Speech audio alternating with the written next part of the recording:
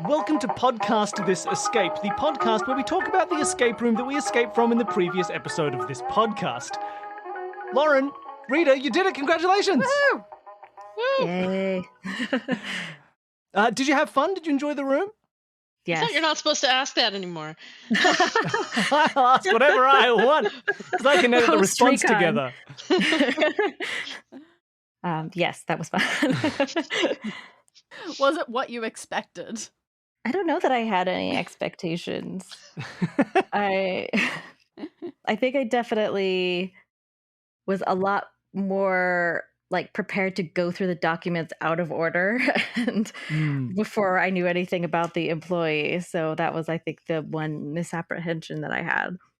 Yeah, fair enough. It is one of these things, because there was moments as well, like, where you're presented with a puzzle and knowing how much to try and figure this out. Like, you had when you got the bangles, it was like, well, should we try it with now? What could these mean? What could the circles mean? Like, is it fully solvable? Do they match the dresses? And it's always interesting to know, like, to get used to when someone's expecting you to make a fairly large logical jump, or whether you'll come back and be like, oh, this is fairly obvious.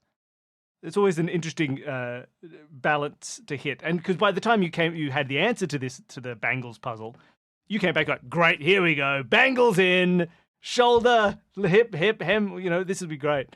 It is interesting in that way because it's a single room with most things available to you right from the start. So it can make it difficult in that way to have things, they're not physically gated, so to have them mentally gated. And it can be challenging to get that balance. Yeah, I feel like that's part of, it felt almost like a real escape room in that way, where you kind of have to be discerning about what you can use or cannot use yet, and like how much of your time do you spend investigating one thing or another. Were there any moments of solving that you felt good about yourself? That you went, yeah, I got that. I get what's going on here. Huh. I really like the dress and hanger puzzle. I don't think I figured it out quickly enough to feel that good about it, but That's how I felt about the accessories, where once I got it, it felt like, oh, I can't believe I didn't get that earlier, but at least I got it now. Yeah, that was good when you went to the accessories cabinet and went, wait, are there accessories for your ears and things? Huh. yeah, we were a bit stuck there for a bit. Well, yeah, again, it's the hardest part at the beginning when it's just all open. Nothing has been ticked off yet. It's good at least that you figured there were 6 mannequins and a 6-letter combination lock, so at least you had a connection formed. There was a line between those two things. But yeah, at that point, it was still so open. There could have been more pieces to it. It could have been just completely unsolvable and it later. is interesting with these, because you did what happens in a few of these rooms. Like 50 minutes in, you had solved nothing. And then an hour and 10 minutes in, you'd solved everything. Because you'd spent so long, you had everything at your disposal. You'd collected all the information and all the connections, and then it was suddenly just, oh, and now I found all the puzzle. And it just kind of one went into the next, into the next, into the next. And I think that does happen sometimes in these rooms. Do you know, Danny, when you're designing them, whether or not that's going to happen? No, not a clue. You just find out. I mean, literally, I know that it sort of has to happen if things aren't going to be gated, if it is a single room. Like, if I have a room that is like 3 smaller rooms in it, then you can be pretty well assured that it's not going to happen like that. That's fair. But yes, and often I prefer it that way. I don't mind it when it starts out with slow information gathering, but you say this with when you edit these episodes as well, that's almost the pacing that you try to make it sound like in the final edit. Yeah, it works out well. I think it gets exciting at the end. As it sort of snowballs together. And so that's when you have to pull a mannequin in half. The mannequin puzzle was also interesting because you needed to know what was in the cabinet in order to open the cabinet, which was, I think, also part of the mental block of assuming that what was in there wasn't that important until you were able to open it. It's a kind of because I had the same thing, because I play tested this quite recently, and I had a similar block. It was like, well, I think that these mannequins will get me into the cabinet, into that transparent glass cabinet. There's no way of really interacting with that yet. And like I had the exact same mental block of thinking I have to solve this to get there instead of what's in there will help me solve this. Mhm. And it is that interesting thing because the whole time it has been a transparent glass cabinet. You can always look inside. And I just sort of put it away. I put it in my head as like, that's locked. But also, in theory, if I wanted to just be a weird person, like if I knew exactly who was going to be playing these rooms at any given moment and I wanted to just make them unreasonable, it didn't need to be a glass cabinet, really. That's true. Because you could work on players going through, all right, this is a bridal store. These are bridal mannequins. What might a bridal mannequin have on their thigh?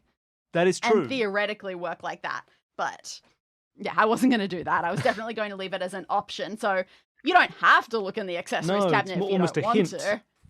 Yeah, it's just a knowing, yes, that is a direction to go in. And I can't guarantee that everyone knows what a bride might have on their thigh.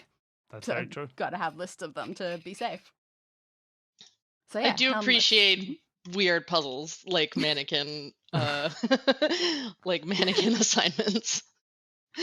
That was definitely one of the trickiest things in my entire creation of this room, trying to figure out whether I should just write a paragraph about these mannequins or attempt to draw them. So I ended up trying to see, can you find shop store windows as like mannequins as free images that I could then like cut the Manipulate arms yourself. and Oh, rotate no. the arms around. No, it was not. I am not good enough at art for any of that. But luckily, I think because you didn't give it as an image, it made Lauren do the same thing I did, which is try and Act it out. emulate it Yes. myself to see if it looks like anything. That is also always my preference. I like it when people draw the rooms. I like it when they have to stand up or they think they have to stand up for some reason. It did also make me think like YMCA. Yeah. It's got a very YMCA vibe. But the letters don't. I started by trying to stand up, bend over, and touch my thigh, and I didn't look like anything. Well, I was assuming that was a P. I was like, oh, okay. So if someone stands, it kind of slumps over and then like doubles back and touches their thigh, that kind of they creates could. a P shape. Or an R, then- if that leg's out. Hmm. Yeah, fancy. I almost figured that having them as pictures would have made it a little bit too likely that you were trying to find something in the images of them. And there'd be a lot more to focus on than just the arms if you're doing that. It would That's still fair. probably be the main focus, but you'd be looking at the overall body shape. You would have added possibly too many red herrings. Exactly. Yeah, that's fair. And beyond that, a thing that I've still got to think, I've got to play this one more to see how much this is a universal thing, and I need to make it more clear in some way, or whether it's just you two and you, Billy, figuring out that the person might wear the lipstick that they used. Yeah, And looking for that. It is an interesting one to piece together, as that's something that you might be able to check. And you once you kind of started listing through the things that you knew, you got there fairly. You got to wait. I know they have this lipstick. Can I check? Yeah, you did automatically say when going through what they did that morning, they used their lipstick to write a message. So, yeah. Is the reason, that's what I was wondering what the purpose of the red smudge was. Is that just to get people to examine it closer and realize that it's lipstick? That was more to make a connection between the mirror writing, basically show this person, they'd written on the mirror and then they had gone straight to locking the change room. And that was just sort of the order that they'd gone and done things Which in. I suppose also makes the 4-digit code It was connected to connect the to the mirror. time plus. That's what I was trying to do hair. with that. Did you like my reasoning away of the rings thing? Why there were no rings at the start and Adrienne's drawer opened? Oh, Because because she never gives herself doesn't do any alterations. Was that a change on the fly, or was that something? No, that you- was always there. Yeah, I think that was lovely. That was my reasoning away of that. Yeah. But beyond that, yeah, I don't think there's too much to explain. The room was originally not bridal story when I came up with just the idea for it. It was going to just be jewelry store. Oh, fun. Wide swap to bride. Turns out I don't know that much about jewelry, and a lot of jewelry is basically the same. They're all little rings, Yeah. or bigger rings, or rings on a ring around your neck. And I have not done much jewelry store shopping, but if you have gone wedding dress shopping once, you might not remember all the words for it, but you remember what the shops look like and the vague stuff that's in them enough. So, in terms of the theme, this is the second time you've done a wedding, I feel like it's the second time you've done like a bridal shop theme. Sort of. Did one in, Tell me more. I think you did a wedding cake shop. Yes, I did a cake shop at one point. So classically, you like to choose a lot of fairly mundane settings for your rooms. Exactly. Rita and Lauren, you've designed a lot of puzzle games and things like that, all the Post-Curious stuff. Do you have anything when you're picking a setting for design? Do you like, because the ones that we've done so far, we've played 2 of the Post-Curiouses, and they're not really they're quite fantastical settings. They're like a journey across a city looking for an ancient hidden connection and all this sort of stuff, or a dream world with nymphs and fairy. Like, at what point in your process are you picking a setting? Do you deliberately try and pick something kind of fantastical and weird as a setting to start your planning process? I don't know if how deliberate it is, I guess, but the Emerald Flame is set in Prague because when I started working on that project, I was a little bit obsessed with the astronomical clock in the Prague town square, and that was kind of how that project even started, and then it ended up like leading me down a road to alchemy and a whole bunch of other things. And Adrift was definitely always meant to be sort of a dreamscape because it was inspired actually by the artist who did the illustrations in the game, Really? which are very sort of dreamy in style. But fun fact, Lauren and I are working together on my next project, which will also involve perhaps some of those characters. Oh, Ooh. interesting. And how do both of you, with all of your vast escape room experience, how do you feel about the remarkable setting versus the ordinary setting? I don't mind an ordinary setting. I don't like settings that I've seen 100 times. So, like, I'll happily take a bridal shop over a prison cell. Fair. I really like remarkable settings, I have to say. I don't have as much game design experience as Rita, but Morrison Game Factory definitely started off as a game factory. And I don't think it would have been the same story if it had been set anywhere else. And the next game that I'm slowly working on is also very, very setting dependent. I think because for me, there's a link between like escape rooms and immersive theater, and like the feelings you feel in your body when you enter a set are a big part of that. So I kind of am interested in ways of trying to recreate those feelings of awe and like looking around gawking. Yeah, that's fair. It is an interesting thing. And I think sometimes for the audio escape room, more relatable settings can often work a little bit better because the awe of being in that space and looking around going like, oh my God, what am I seeing here? Is a very visual thing. Yeah, I can't do that so much without a bit of, just trust me, bro, it's great. Yeah, it's going to be real cool. And so I think instead for audio, it's quite easy to be like, here's a situation where you can picture it. And so you can fill in quite an image, like a detailed image for yourself. And then we can place in keywords and points that are interesting, as opposed to if the more fantastical, often the more easy it is to get lost in an audio medium, where you're like, wait, hold on, were there 17 bungalung trees over there, or wait, are they short or were they tall? And you said there was like a diamond river. How does that work? Is that a river of diamonds, We or have one the that? interesting thing though, because like what can create that feeling of setting awe in a physical escape room can go in one of two ways. It can be the really remarkable one-of-a-kind setting, something that you've never seen before, or, and I'm going to call out Mission Sydney for this, it's something that you have seen every day before. It is probably like something that you saw on your way to this escape room, and somehow they have managed to recreate it perfectly. Walking into a perfect recreation of a train station in the middle of a office building in Sydney is pretty cool. It was freakish. It was fantastic. So yeah, it's interesting what can create that and what you can do with the physical space. I think also like some of my favorite ahas in audio puzzles are moments where you've forgotten that you have a body and then you remember and do something with your body. Yeah. Oh my God. What? Wait, I can sit in the chair? Yeah. That is true. I also feel a thing that I don't think I've ever said this on this show, which is something that happens in a nice physical space that sometimes I think is really impressive. Oh, yeah? Which is when there's like temperature control or atmosphere control that's interesting. Mm. Like walking into a room that is like the right like air feeling for the scenario that you're in is always really gets you quickly. And it's very rare. Often escape room air is very notably escape room air. Yeah.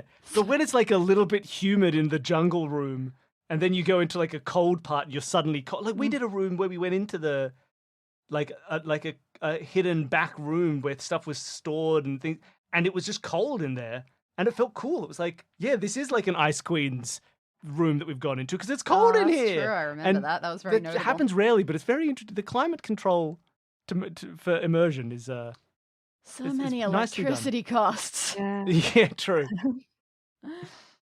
Oh, ridiculous. Unless Yeah, you just have the privilege of like building an escape room in the underground catacombs underneath Yes. something. Also true. In which yeah. case it'll just be a naturally cold and cave in there.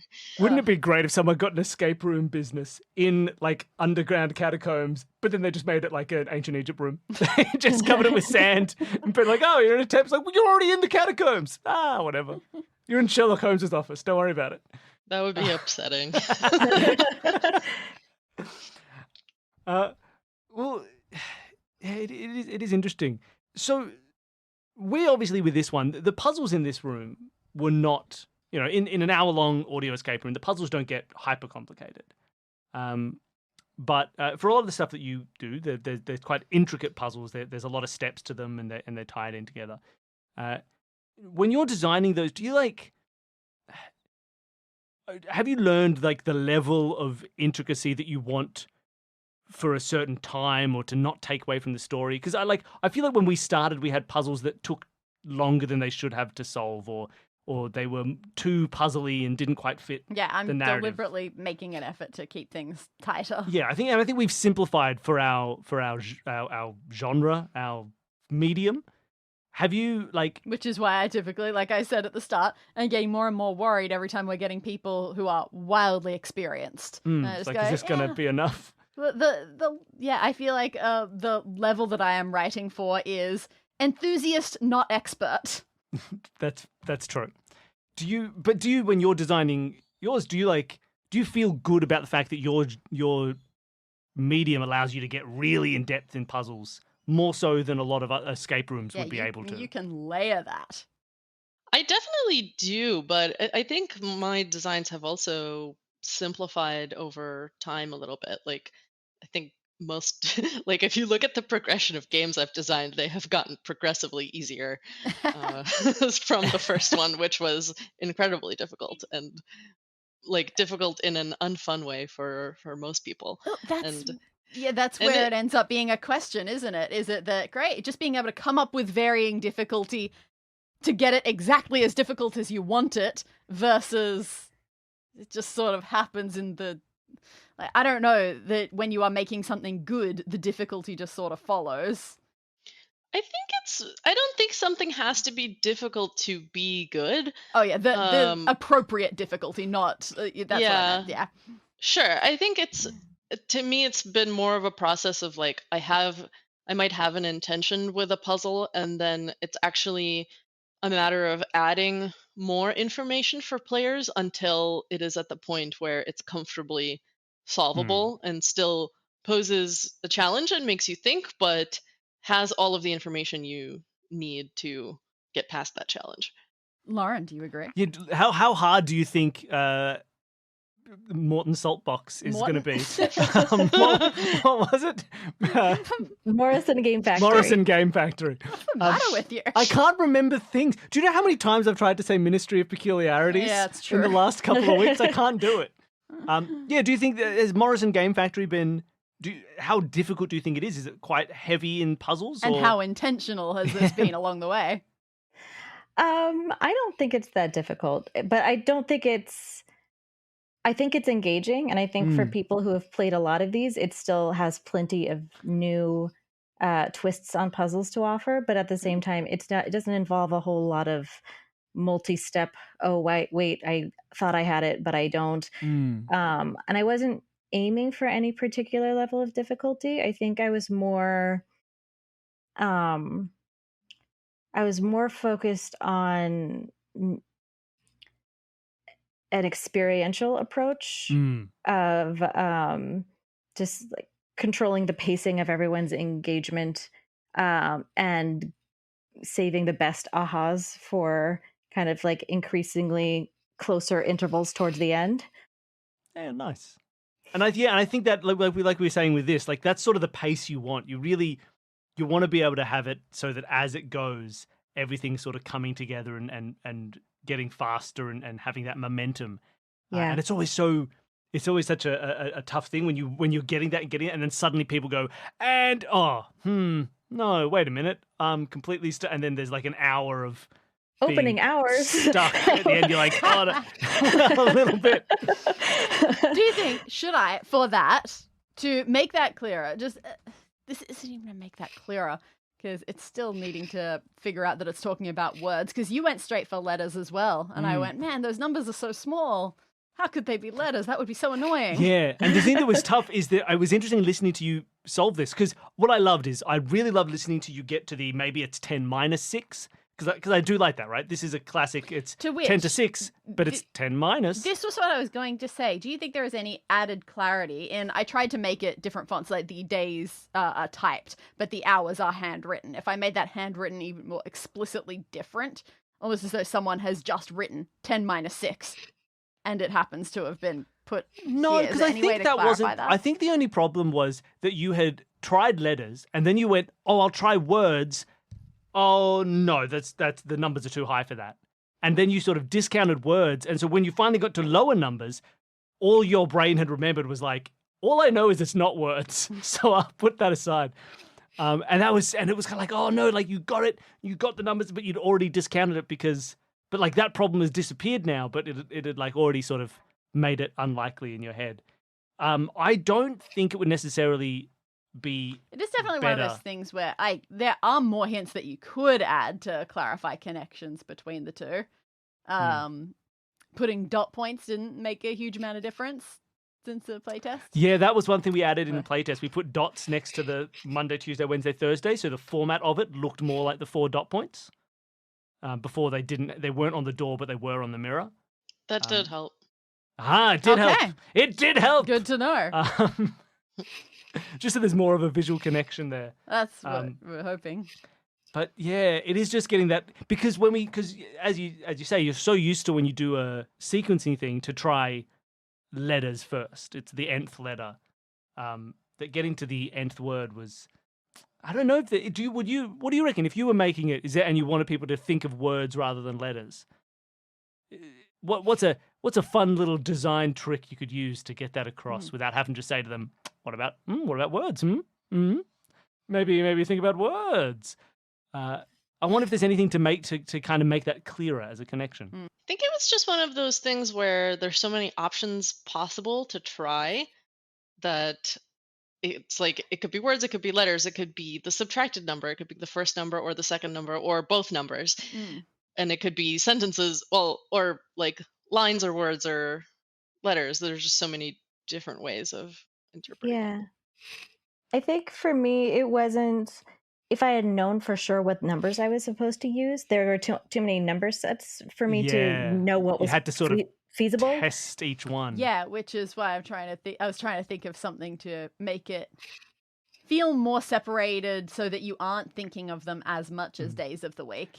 And you are thinking of them more just as numbers and numbers. Because the thing that you could I considered like writing Monday equals 10 minus 6 or something. Oh, that's fair. The other one you could do, like, if you change the format of it, a thing that I think would make you go to words is when, like, if it was, and it doesn't work in this format, but if it was like 4, instead of like 10 to 6, if it was 1, 2, 3, 4, if it was 4 of 5 or something.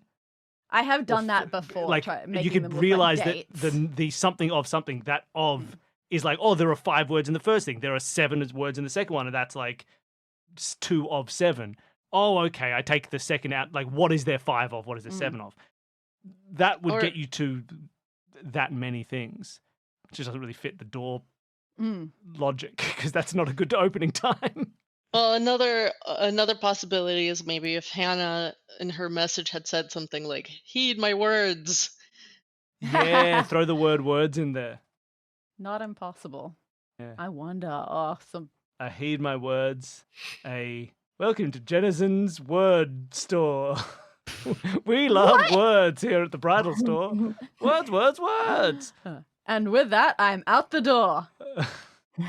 Yeah, that's just to putting the words into people's brains. Ah. Heed my words is not bad. Yeah, you just need to find a way of saying that doesn't sound like an ancient sorceress. Heed my Well, words. she's already Feature, leaving. not a bug. Who knows what the sequel to this room is going to be? Here's Rita coming in again. Lauren and Rita always trying to make it a more fantastical setting. What if your bridal store was run by an ancient sorceress? I mean, hey, That's a setting. sequel. That is a That's a setting. question. I'll have to add that what if to more of my future rooms. Yeah, come See up what with a mundane happens. setting and say, but what if it was a wizard's barbershop? Oh, Dan, can you write wizard's barbershop down? I'll write it down. By Merlin's beard, which I trim every Thursday. I actually love that so much. I know. Yeah, write it down. Wizard's I'm barbershop. writing it. All right, fine. First room of next year. Good. Wizard's barbershop. And then there must also be a barbershop quartet of wizards Yeah. singing about their beards. Avada, I don't know, that sounds a bit corny to me. Kedavra. Yeah, is that going to be the theme of next year? I won't do a connected series of rooms, but I will do mundane setting, supernatural twist. That's just the theme. The entire season is the wizard's blank, and everything belongs to a wizard. Pirate ship, a wizard pirate ship. Welcome to Sherlock Holmes, I consulting don't wizard. want yeah, that's cool, but I don't want it to all be like that. I want the werewolf pirate ship. Werewolf pirate ship. Okay, what's Sherlock Holmes? We've got a bunch of things. Prison escape, but the prison is a whale. You're in a whale. You're inside a whale trying to escape the whale I prison. love all of these ideas. Yes. What are some classic themes? A bunker, but you're sheltering from a dragon. Yeah. That's what's outside the bunker. Some of these I do feel like I've done. Yeah, that's maybe too. Like, and then you go, oh, ancient Egyptian tomb, I've done that a million times, and everyone's made that supernatural a million times. hmm But they Ancient haven't done it in space. Space Egyptian. Oh, that's what you do, What right? about the that's it. pyramids on the moon, huh? How do You you say, explain yeah, those? you say that it was that ancient Egyptians were actually so advanced that they went and they taught an alien civilization how to build pyramids. That's it. They went over to Jupiter and they're like, you guys don't get it. I'm going to show you our advanced pyramid technology that humans developed. Touche. I love guarantee it. someone already believes that on the internet. True.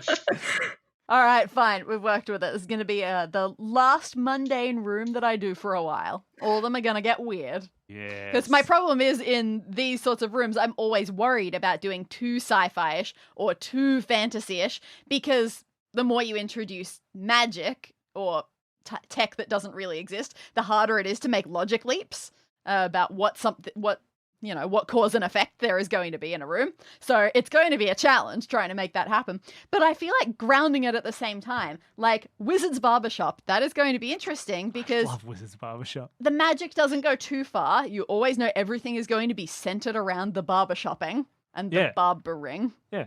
They're not going to summon a demon unless that demon is very good at fades. Exactly. Or very hairy and in need of a trim. That's how you get business.